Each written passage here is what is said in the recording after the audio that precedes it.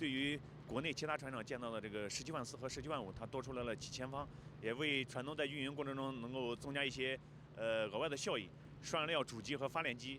能够在航行过程中消耗掉液态天然气在荒岛里蒸发出来的这个气态天然气，这种蒸发率相对来说比较低。